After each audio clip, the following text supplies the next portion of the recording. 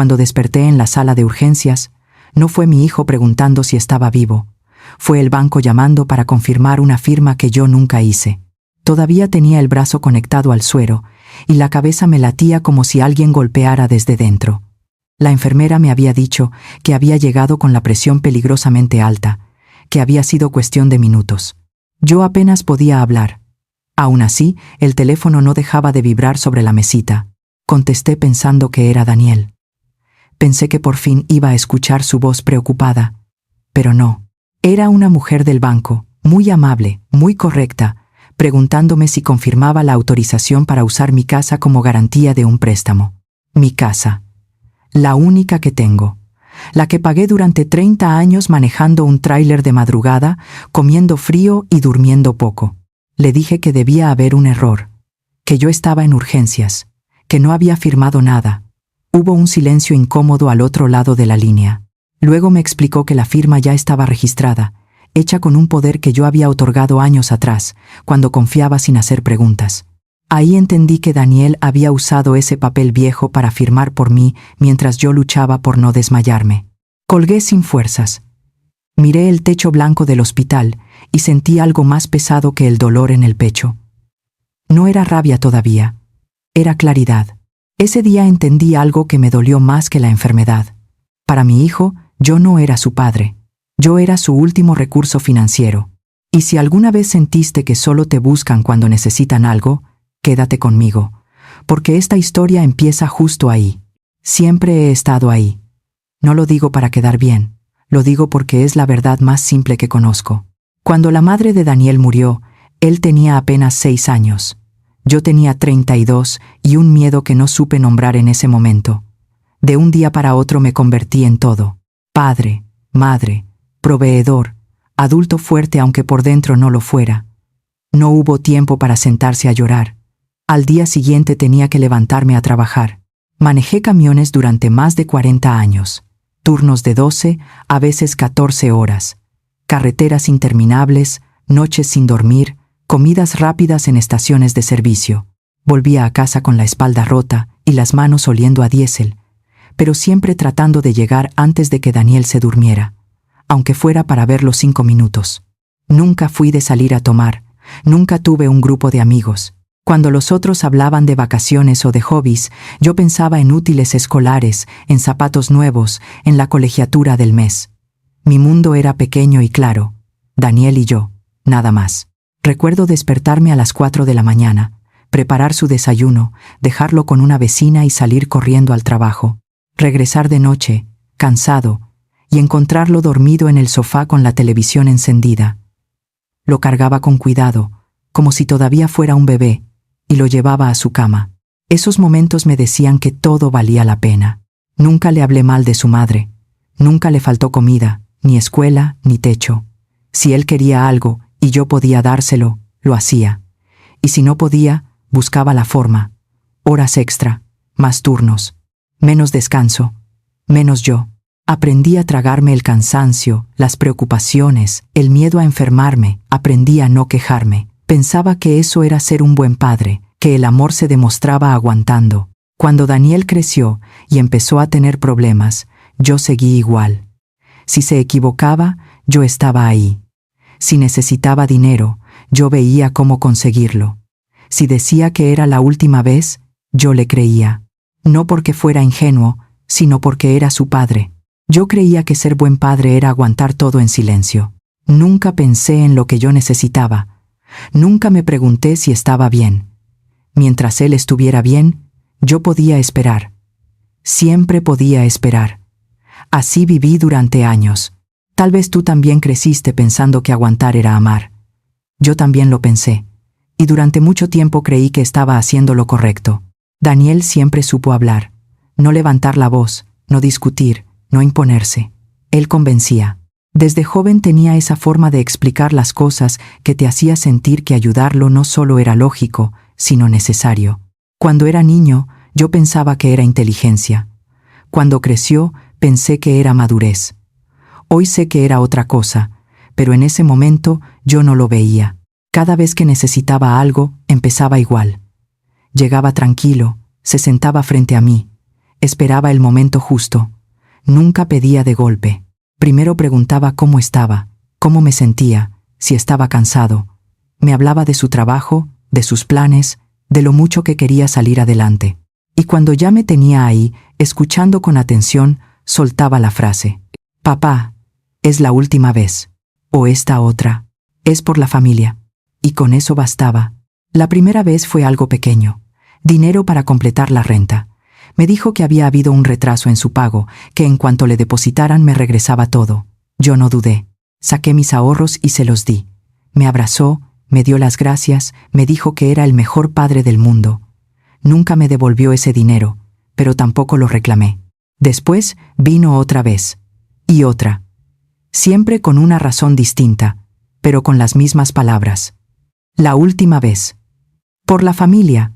Cuando se casó, me pidió ayuda para la boda. No era una exigencia, decía, solo un apoyo. Yo vendí herramientas, tomé turnos extra, hice lo que pude.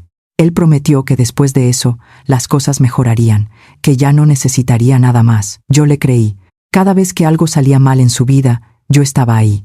Si el negocio no funcionaba, si el socio fallaba, si el plan no salía como esperaba, siempre había una explicación. Siempre había una historia bien armada. Y siempre había una promesa al final. Te lo juro, papá. Después de esto, todo cambia. Yo asentía, porque quería creerle. Porque admitir que mi hijo podía estar usándome era demasiado doloroso. Daniel nunca fue grosero conmigo. Nunca me gritó ni me faltó al respeto. Eso hacía todo más difícil. Porque no parecía un mal hijo. Parecía un hijo con problemas. Y los padres, al menos yo, no abandonan a los hijos cuando tienen problemas. Había semanas en las que no sabía nada de él. No llamaba, no venía, no preguntaba cómo estaba. Yo pensaba que estaba ocupado, que la vida era así. Pero bastaba con que necesitara algo para que apareciera de nuevo, con esa sonrisa tranquila, con ese tono de voz seguro. «Papá, necesito un favor». Y yo ya sabía lo que venía, pero aún así escuchaba. Nunca me dijo directamente que no podía solo. Nunca dijo necesito ayuda porque no puedo. Siempre lo planteaba como algo temporal, como un pequeño empujón antes de despegar, y yo quería verlo despegar. Quería sentir que todo lo que había hecho por él tenía sentido. Con el tiempo dejé de hacer preguntas. No preguntaba para qué era el dinero, no preguntaba cuándo me lo devolvería, no preguntaba si había otras opciones. Firmaba, entregaba, confiaba. Era un patrón claro, pero yo no lo llamaba así. Para mí era solo ser padre. Él pedía, prometía, y luego olvidaba. Yo recordaba, pero me callaba. A veces, cuando estaba solo, algo me incomodaba. Una sensación pequeña, como una piedra en el zapato. Me preguntaba por qué siempre era yo el que tenía que resolver. ¿Por qué nunca me preguntaba si yo podía? Pero enseguida me decía que estaba exagerando, que así era la vida, que los padres están para apoyar. Daniel siempre tenía una razón. Siempre había un contexto, una urgencia, un futuro mejor esperando a la vuelta de la esquina, y yo siempre elegía creer. Hoy entiendo que no es que me mintiera descaradamente. Es que yo quise escuchar solo lo que me convenía. Quise creer que mi hijo necesitaba ayuda, no que se había acostumbrado a recibirla. Durante años repetimos el mismo ciclo sin darnos cuenta. Él pedía, yo daba, él prometía, yo esperaba, y luego todo volvía a empezar. Y así, poco a poco, sin gritos ni peleas, sin una gran discusión que lo marcara todo, fui convirtiéndome en alguien que estaba siempre disponible, siempre listo, siempre callado. En ese momento no lo veía como un problema, lo veía como amor, pero el amor, cuando solo va en una dirección, termina pesando. Y yo todavía no sabía cuánto. Hubo un momento en el que las palabras dejaron de ser el problema. El problema fueron los papeles. Daniel no llegaba con sobres oficiales ni con caras tensas. Llegaba como siempre, como hijo. A veces por la noche, cuando yo volvía cansado del trabajo. Otras, temprano, cuando apenas me estaba despertando, siempre encontraba el momento en el que yo estaba más débil, aunque en ese entonces no lo veía así. «Papá, solo firma aquí». Eso decía, nada más. Yo estaba cansado. La espalda me dolía. La cabeza me pesaba después de manejar tantas horas. Muchas veces ni siquiera traía los lentes puestos. Los dejaba sobre la mesa o en el cajón, pensando que no hacía falta. Confiaba, siempre confié.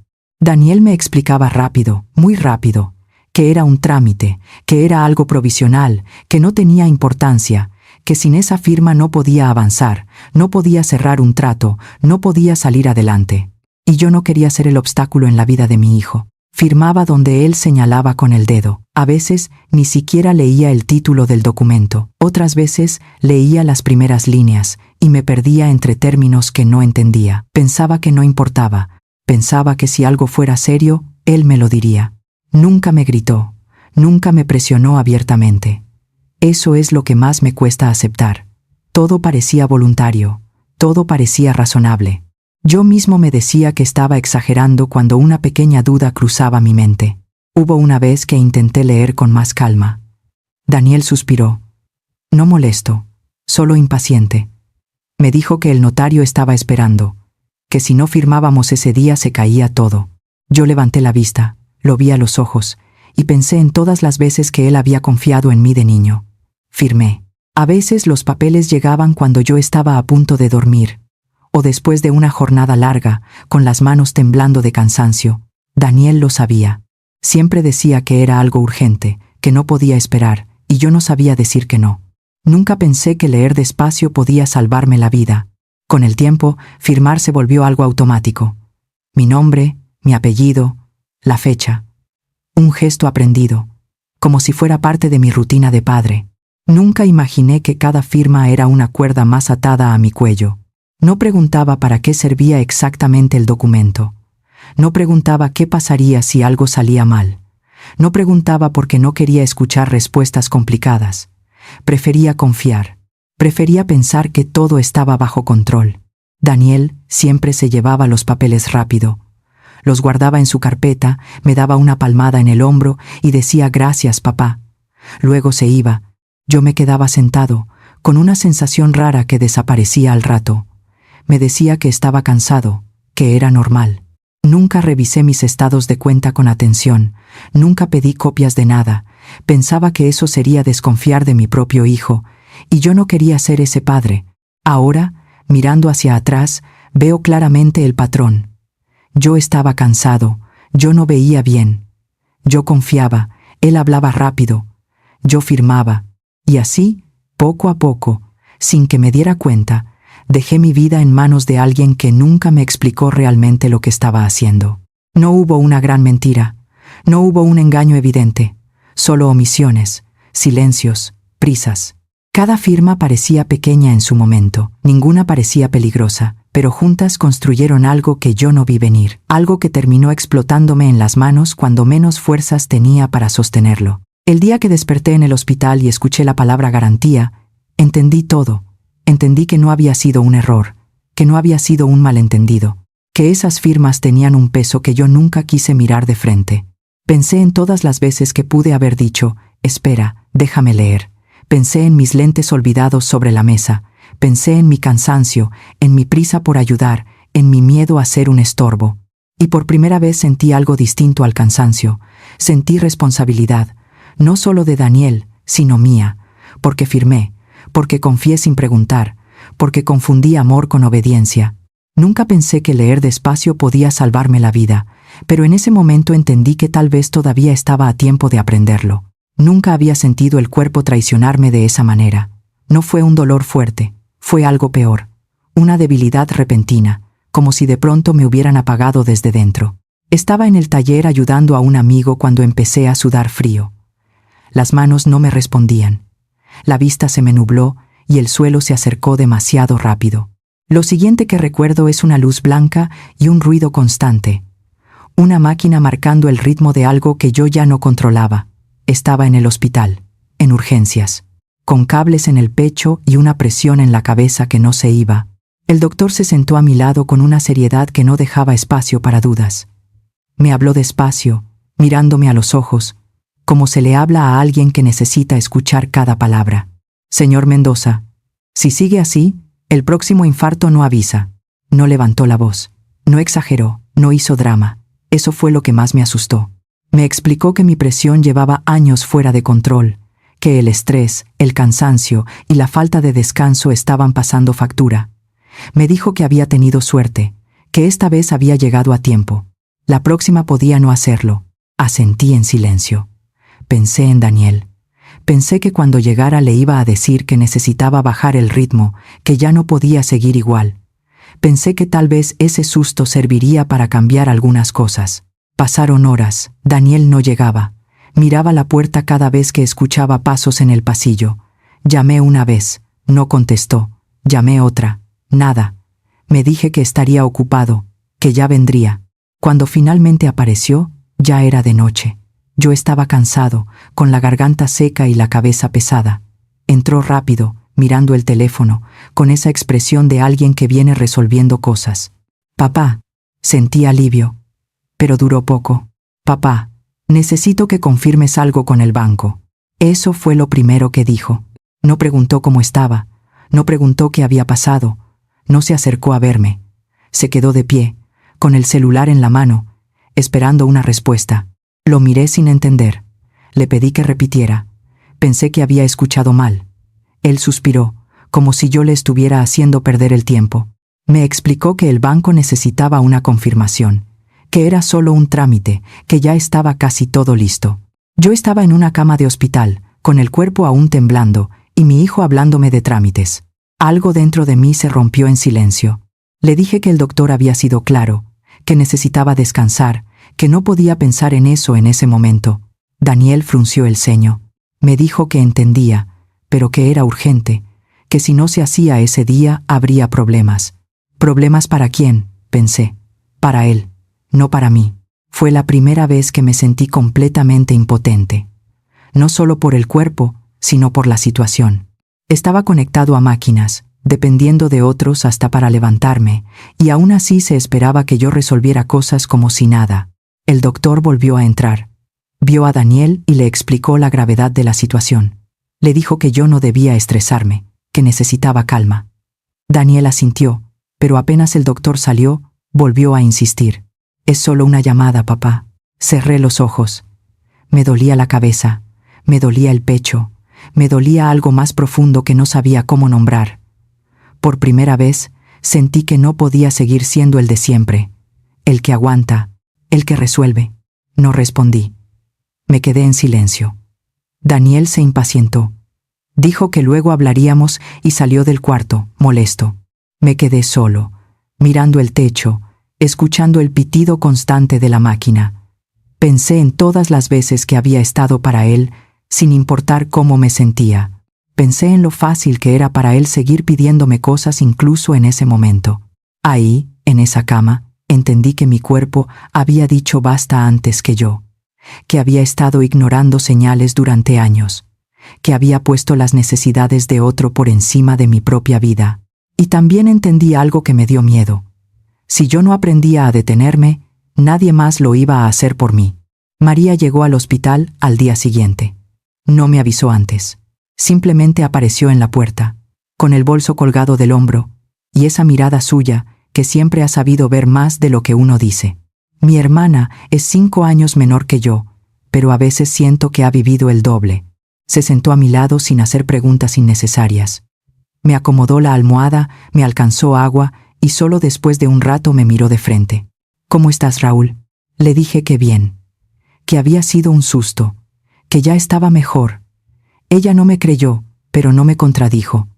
Se quedó en silencio un momento, observándome, como si estuviera armando algo en su cabeza. «Daniel vino anoche», le dije, para tranquilizarla. María levantó las cejas. «¿Y qué tal?». No supe qué responder. Le conté lo del banco, lo de la llamada, lo de la firma. No adorné nada, no exageré, solo dije lo que había pasado. Mientras hablaba, sentía algo raro en el pecho, como si al decirlo en voz alta se volviera más real. Cuando terminé, María suspiró. No con sorpresa, con cansancio. «Raúl, tú no eres su papá, eres su seguro». Las palabras me golpearon más fuerte que cualquier diagnóstico. Me incorporé un poco en la cama, molesto. Le dije que no exagerara, que Daniel era mi hijo, que estaba pasando por un mal momento. que la vida no era fácil para nadie. María me escuchó sin interrumpirme. Cuando terminé, negó con la cabeza despacio. Eso mismo dices desde hace años. Sentí rabia, no contra ella, sino contra la idea. Le dije que no entendía, que nunca había estado en mis zapatos, que era fácil opinar desde afuera. Ella no se alteró, solo me miró con tristeza. He estado, Raúl, más veces de las que crees. Te he visto vender cosas para ayudarlo. Te he visto trabajar cuando ya no podías más. Te he visto justificarlo todo. Quise defender a Daniel otra vez. Dije que era buena persona, que no lo hacía con mala intención. María me cortó con suavidad. No estoy diciendo que sea malo. Estoy diciendo que se acostumbró. Y tú se lo enseñaste. Eso me dejó sin palabras. Me quedé mirando la sábana blanca, buscando algo que decir. No lo encontré. María se inclinó hacia mí y bajó la voz. Dime una cosa. ¿Cuándo fue la última vez que Daniel te preguntó cómo estabas sin necesitar algo? Pensé, de verdad pensé. Busqué en mi memoria. No encontré nada concreto. Sentí vergüenza. Ella siguió. ¿Cuándo fue la última vez que vino solo a verte? ¿O que te invitó a un café? ¿O que se preocupó por tu salud antes de este susto? Cada pregunta era como una piedra más. Yo quería negarlo, pero el silencio me delataba. María no estaba enojada. Estaba preocupada. Me dijo que no quería verme perder la casa, que no quería verme solo cuando ya no pudiera trabajar, que yo también tenía derecho a descansar. No le respondí, porque por primera vez no tenía una excusa preparada. Se quedó conmigo un rato más. Hablamos de cosas simples, de la infancia, de nuestra madre. Antes de irse, me apretó la mano. No te digo esto para pelear contigo. Te lo digo porque te quiero, y porque alguien tiene que decirte la verdad. Cuando se fue, me quedé mirando la puerta cerrada. Pensé en todo lo que había dicho, en lo que había evitado ver durante años. Pensé en Daniel, en mí, en cómo había llegado hasta ese punto. A veces la verdad viene de quien menos esperamos. Y cuando llega, no siempre duele porque sea injusta, sino porque sabemos que es cierta. Ese día, no cambié nada todavía. No tomé decisiones, no enfrenté a nadie. Pero algo dentro de mí empezó a moverse, como una pieza que por fin encajaba. Por primera vez me permití pensar que tal vez no era egoísmo cuidarme, que tal vez decir basta no significaba dejar de ser padre. Y esa idea, aunque me asustó, también me dio un poco de paz. Salí del hospital con una carpeta en la mano y un nudo en el estómago. No era miedo todavía, era una sensación más fría, más clara, como cuando sabes que algo no va a gustarte, pero igual necesitas verlo. Fui al banco 2 días después, caminé despacio. Todavía me cansaba con facilidad. Me senté frente a una mujer joven que me habló con cortesía, como si no supiera que cada palabra suya iba a mover el piso bajo mis pies. Le pedí que me mostrara todo lo que estuviera a mi nombre. Créditos, garantías, movimientos. Mientras ella tecleaba, pensé en Daniel, en lo tranquilo que siempre parecía cuando hablaba de dinero, en lo seguro que sonaba cuando decía que todo estaba bajo control. Pensé que, tal vez, yo estaba exagerando, que quizá había sido un mal momento, una confusión. La pantalla se giró hacia mí. Ahí estaban los números. Préstamos activos, líneas de crédito, avales, todo a mi nombre completo, claro como el día. No había dudas, no había errores de escritura, no había nada que discutir. Yo era el responsable. Pregunté por la casa. La mujer respiró hondo antes de responder. Me explicó con calma que mi casa estaba como garantía principal, que si el proyecto de mi hijo no funcionaba, el banco tenía derecho a ejecutar. Me habló de plazos, de condiciones, de escenarios. Yo apenas escuchaba, solo una frase se me quedó grabada. Si el pago falla, el proceso se activa de inmediato. Sentí calor en la cara. Me llevé la mano al pecho por costumbre, no porque doliera. Pensé en la cama donde dormía, en la cocina pequeña, en las fotos viejas colgadas en la pared. Pensé que todo eso podía desaparecer sin que yo hubiera entendido cuándo. Pedí ver los movimientos de las cuentas. La mujer dudó un segundo, luego me los mostró. Retiro tras retiro. Cantidades pequeñas, medianas. Nada escandaloso por separado. Pero sumadas, decían otra cosa. No era una ayuda puntual, era un goteo constante. Pregunté desde cuándo. Desde hace años, me dijo. Años. Ahí fue cuando algo encajó. Todas las visitas oportunas, todas las urgencias repentinas, todas las veces que me pidió firmar rápido. No era improvisación, no era mala suerte, no era una racha difícil, no era un error, era un sistema. Un sistema donde yo era la base, donde mi firma sostenía decisiones que no eran mías, donde mi cansancio era una ventaja, donde mi confianza era la herramienta. Sentí vergüenza, no por él, por mí, por no haber querido ver, por haber confundido amor con permiso, por haber creído que mientras no me gritaran, no me estaban cruzando. Le pregunté qué pasaría si yo dejaba de firmar. La mujer fue honesta. Me dijo que entonces el riesgo recaería sobre el negocio de mi hijo, que sin nuevas garantías el margen era mínimo, que las cosas se complicarían. Asentí. Por primera vez no me sentí responsable de eso. Salí del banco con las piernas temblando. Me senté en una banca de la plaza de enfrente. Saqué los papeles y los miré uno por uno. Fechas, firmas, cantidades. Todo estaba ahí, negro sobre blanco. Nada de eso era una interpretación. Eran hechos. Pensé en María, en lo que me había dicho. Pensé en el doctor. Pensé en la cama del hospital. Pensé en Daniel entrando tarde, pidiéndome confirmar algo como si mi cuerpo no importara. La verdad no llegó de golpe. Llegó como una marea lenta que ya no se puede detener. Entendí que, si no hacía nada, lo iba a perder todo. No solo la casa, también el respeto por mí mismo. La posibilidad de envejecer sin miedo.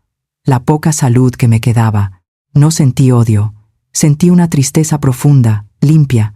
La tristeza de aceptar algo que no quieres aceptar, pero que ya no puedes negar. Me levanté de la banca con dificultad. Guardé los papeles en la carpeta. Por primera vez en mucho tiempo, no llamé a Daniel para explicarle nada. No pedí su versión. No busqué una excusa que me tranquilizara. Caminé de regreso a casa pensando en una sola cosa. Durante años creí que estaba ayudando a mi hijo a salir adelante. Ese día entendí que estaba sosteniendo algo que nunca fue mío. Algo que se había construido alrededor de mi silencio. No era un error, era un sistema. Y si quería seguir vivo, tenía que salir de él. Daniel llegó esa tarde sin avisar. No tocó la puerta como antes. Entró directo, con prisa, con el teléfono en la mano. Yo estaba sentado en la mesa, con la carpeta del banco cerrada frente a mí. No la abrí. No hizo falta. Papá, necesitamos firmar hoy. No levanté la vista de inmediato. Lo dejé hablar. Me explicó que el banco estaba presionando, que el socio se estaba poniendo difícil, que era solo una formalidad más. Lo decía con la misma seguridad de siempre, como si nada hubiera cambiado. Le dije que no. La palabra salió baja, pero clara. No hubo gritos. No hubo drama. Solo no. Daniel se quedó quieto unos segundos, como si no hubiera escuchado bien. Luego sonrió, incómodo, y repitió lo de siempre.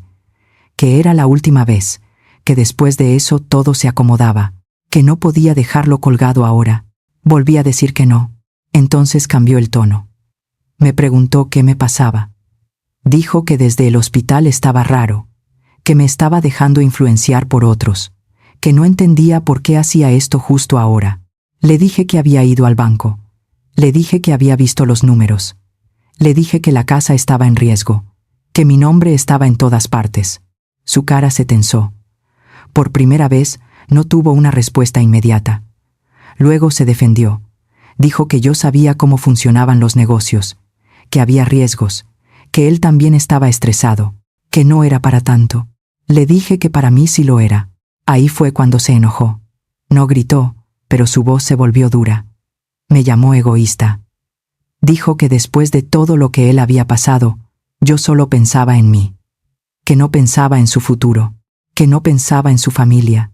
No piensas en tu hijo, dijo. Lo miré de verdad.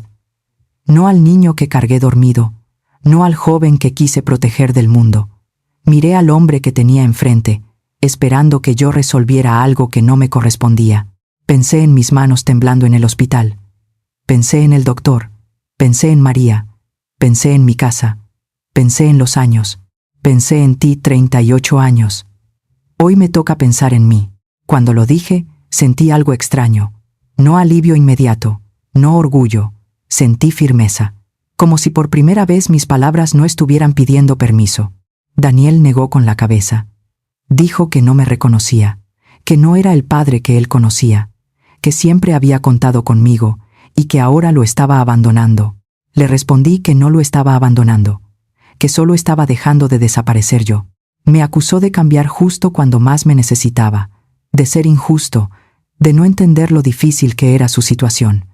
Le dije que entendía perfectamente, que la había entendido durante años, que por eso había firmado, había dado, había callado. Le dije que no iba a firmar nada más, que no iba a poner mi casa en juego, que no iba a seguir viviendo con miedo para que él se sintiera seguro.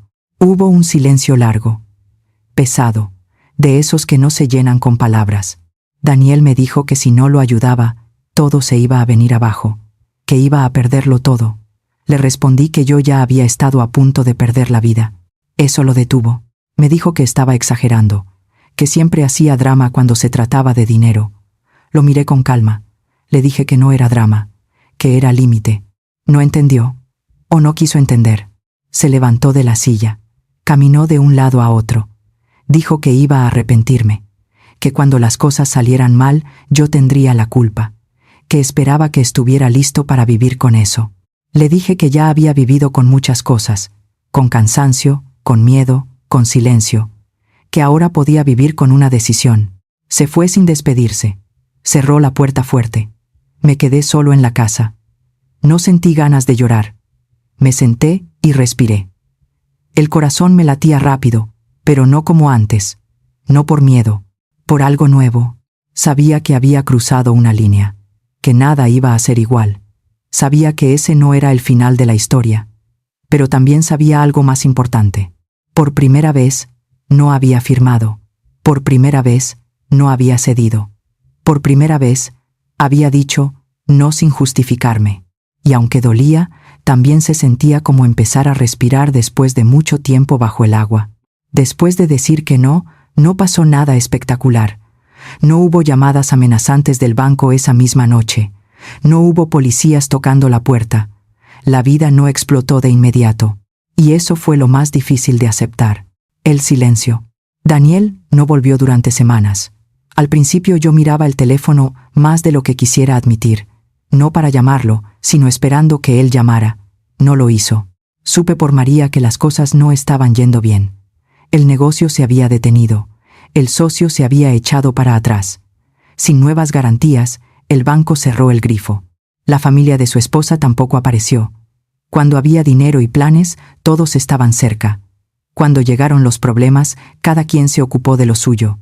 Nadie ofreció ayuda.